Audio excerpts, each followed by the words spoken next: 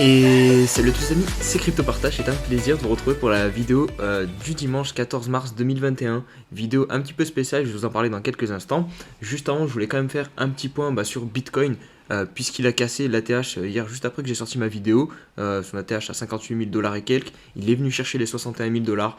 Donc voilà, on est reparti sur Bitcoin déjà pour de nouveaux sommets. Du côté d'Ethereum aussi, c'est pas trop mal ce qu'il est en train de nous faire. On espère enfin une nouvelle cassure dès 2000 dollars et une réelle explosion sur Ethereum. J'espère que ça va arriver. Et sinon, du coup, pour le sujet de la vidéo, vu qu'on est dimanche, j'aime bien faire un peu des vidéos un peu spéciales qui sortent des analyses du jour.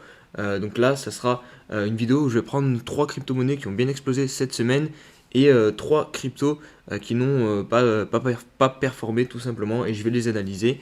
Notamment, par exemple, on va s'attarder sur le cas de Chiliz, évidemment, que vous doutez bien, dans les 3 cryptos qui ont explosé, et d'ailleurs, il corrige plutôt pas mal depuis son pic à 1 dollar. Je ne sais pas s'il a touché les 1 dollar pile poil, mais les 0,95 dollars à peu près, c'est à peu près pareil. Là, il est déjà de retour à 0,60.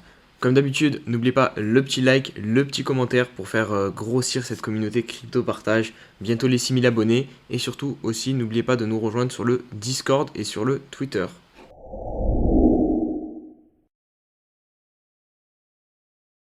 Allez, on va débuter avec Chiliz qui a clairement été au centre de toutes les attentions de la cryptosphère cette semaine avec son énorme pump.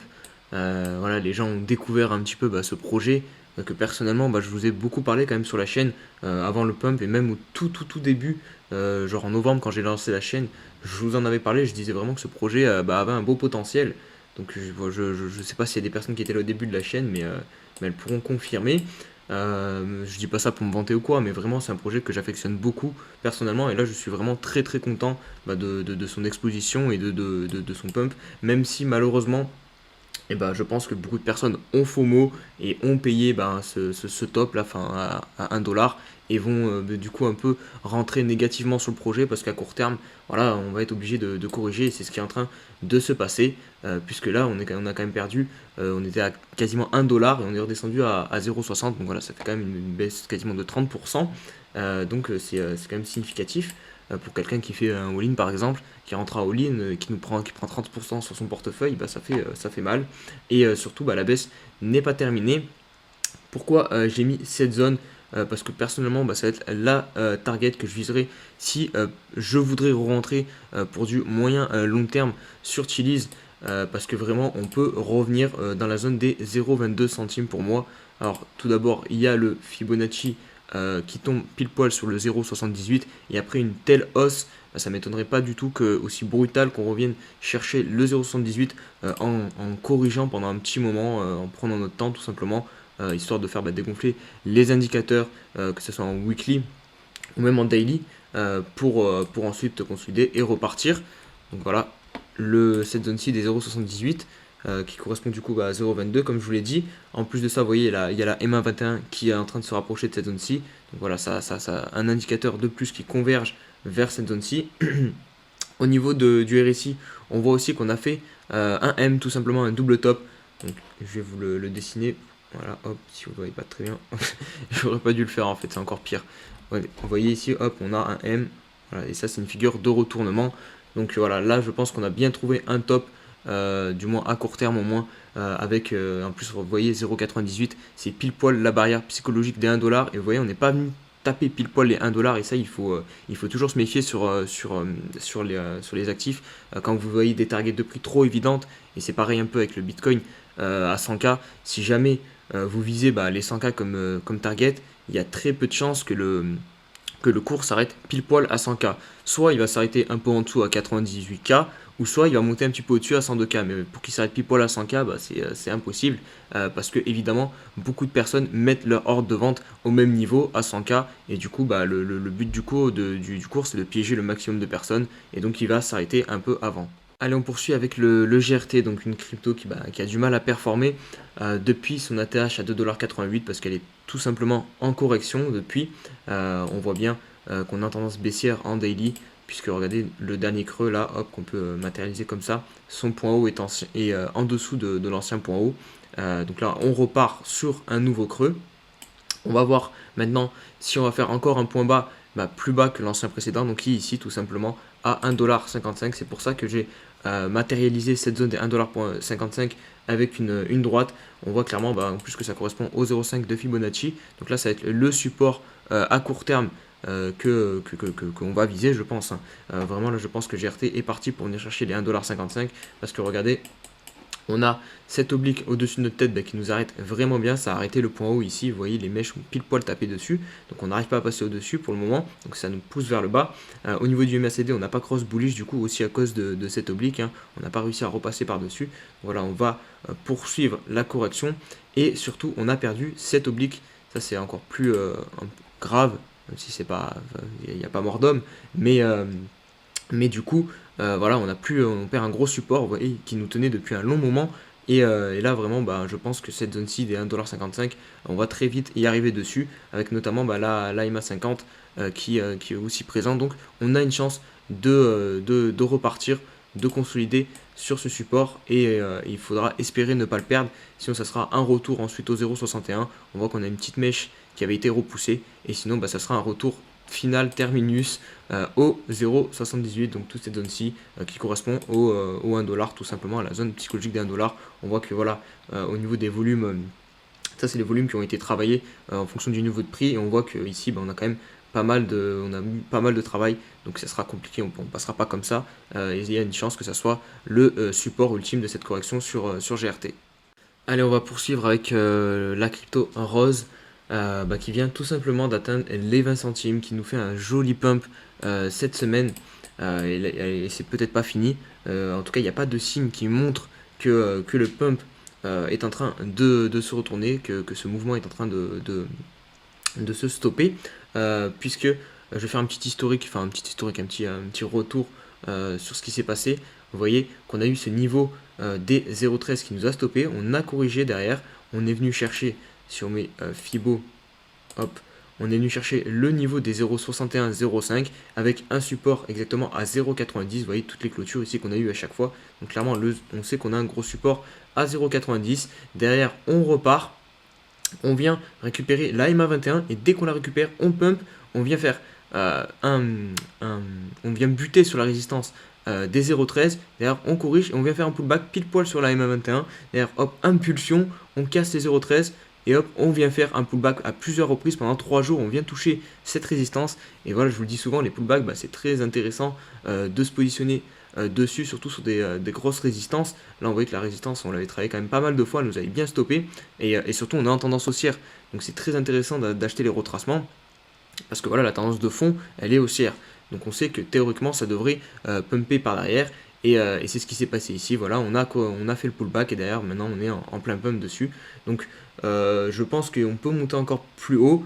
On voit qu'au niveau du RSI, on monte dans ce petit canal. On est K 81. On sait qu'on peut monter bien plus haut sur les RSI. Notamment ici, vous voyez, on est monté à 84. Donc, on a encore un peu de marge. Voilà, le MACD a cross bullish ici, comme je vous l'ai dit. Au niveau du pump sur la MA 21 et le pullback. Donc voilà, c'est nickel. Si vous êtes rentré dans rose, nickel. Allez, on enchaîne avec Elrond, du coup une crypto qui a du mal en ce moment, depuis un petit moment, depuis pas mal de jours maintenant, hein, depuis qu'elle a trouvé son top à 220$. Je sais que voilà, Elrond est vraiment pas mal apprécié, qu'il y a beaucoup de personnes qui sont positionnées dessus, et pas mal aussi de personnes qui ont FOMO pendant le pump. Donc voilà, là actuellement elles sont pas très très bien, mais quand même je trouve que c'est intéressant ce qu'on fait sur Elrond. Globalement on est vraiment en train de consolider là tout simplement. Malheureusement je vous avais partagé une vidéo, je sais plus, dans la semaine, où je disais que Elrond avait une chance de pump là avec cette tas séance. Malheureusement c'est un fake out, hein. Regardez, on a brisé le niveau des 150$ très légèrement, mais finalement on a réintégré, on est repassé sous résistance. Donc voilà, c'est un échec pour le moment. On vient cependant, vous voyez la EMA 21 pile poil, on vient s'appuyer dessus là, donc ça serait vraiment intéressant de ne pas perdre ce niveau. Aussi, vous voyez qu'on peut mettre une petite droite ici, vous voyez que c'est clairement un support, un niveau qui nous a servi de support à plusieurs reprises ici aussi, et là voilà, on est pile poil dessus. Donc ce niveau des 135$, ça serait intéressant de ne pas le perdre, et de continuer à consolider ici, parce qu'apparemment on a besoin de plus de force pour repartir chercher la TH, consolider et enfin réussir à recasser cette résistance et là pour le coup enfin venir repartir sur Elrond. Mais en tout cas voilà, si vous croyez dans le projet, c'est bien mieux d'investir sur support ici que d'acheter voilà, des tops ici quand on est en pleine impulsion haussière. Allez, on va passer à la dernière crypto qu'on va analyser et qui a bien explosé cette semaine. C'est tout simplement AMB, crypto que je vous ai partagé aussi. Ça, c'est une crypto qui date de 2017 et qui a cette fameuse pattern avec la grosse zone d'accumulation qu'on casse et où on est venu faire le pullback pile poil dessus par la suite. Et vous voyez là, hop, c'est pile ce qu'on espérait, un gros pump qui sort et qui monte très haut, très fort. Maintenant, vous voyez, on a brisé du coup cette résistance au niveau des 0.07. Là, je pense que l'objectif qu'on peut clairement viser, c'est les 0.20 sur AMB. Je pense qu'à court terme, on peut réussir à venir chercher jusqu'à cette résistance. Du coup, ça serait intéressant, je pense, de se payer un petit peu à ce niveau-là. Parce que derrière, pas dit qu'on repumpe d'aussitôt. Mais en tout cas, voilà, si vous avez réussi à rentrer sur le pullback, et bien joué à vous. Vous êtes rentré sur un bon endroit et du coup là vous êtes en train de vous faire remercier par le marché entre guillemets et voilà, au niveau du RSI, j'irai méfiance parce qu'on arrive quand même sur un niveau qui nous avait repoussé ici, donc le niveau de 84. En plus, on pourrait potentiellement voir un Big M, même si voilà, je doute, enfin, ça serait vraiment pas bon signe si le RSI nous dessine ça. J'espère pas. Pour le coup, là, il faudrait ouais, voir où on atterrit sur le cours et surtout prendre des bénéfices, je pense, si on a un aussi gros M sur le RSI. Et on va conclure la vidéo par AAV. Pareil, AAV qui est un peu dans la même configuration que Elrond, qui corrige bien depuis un top à 628 $. Malheureusement, pareil, je pensais que cette séance allait nous permettre de casser cette résistance des 440 $. Malheureusement, non. On est en train aussi de se faire repousser là et un retour du coup au niveau des 380 $ pile poil sur les moyennes mobiles. Cependant, là, il y a quand même un petit détail, un petit signal qui n'est pas très encourageant. La MA50 est en train de repasser par-dessus la MA21, ça c'est pas bon signe. Ça cross bearish tout simplement. Donc ça c'est pas top. Après voilà, on est quand même sur une consolidation, je pense, sur AAV. Donc je pense qu'on risque de revenir chercher ce niveau des 320 $, consolider encore pendant un petit moment avant de repartir. En même temps, c'est plutôt normal quand on voit la hausse qu'on a connue sur AAV depuis un long moment. Il me semble qu'en 2020, c'est la crypto qui a le plus performé en termes de perte de pourcentage. Donc voilà, on ne peut pas au bout d'un moment monter to the moon non-stop. Forcément, au bout d'un moment, il faut que le cours se calme et ralentisse et consolide avant de repartir. Mais vraiment, je pense que AAV, en deuxième partie d'année, à partir de l'été à peu près, jusqu'à fin de l'année, fin du bull run, on aura quand même une deuxième grosse impulsion sur AAV. Voilà les amis, c'est tout pour cette vidéo, j'espère qu'elle vous a plu. Si c'est le cas, n'oubliez pas le petit like et le petit commentaire. Et aussi de nous rejoindre sur tous les réseaux sociaux, notamment Twitter. On a en plus passé les 1000 abonnés et je partage vraiment très régulièrement des news très intéressantes sur les crypto-monnaies, que ce soit des graphiques ou du fondamental. Voilà, avec des articles très intéressants que font de nombreux tweetos. Donc voilà, je vous souhaite à tous un très bon dimanche et on se retrouve demain pour une nouvelle analyse du jour. Allez, ciao ciao.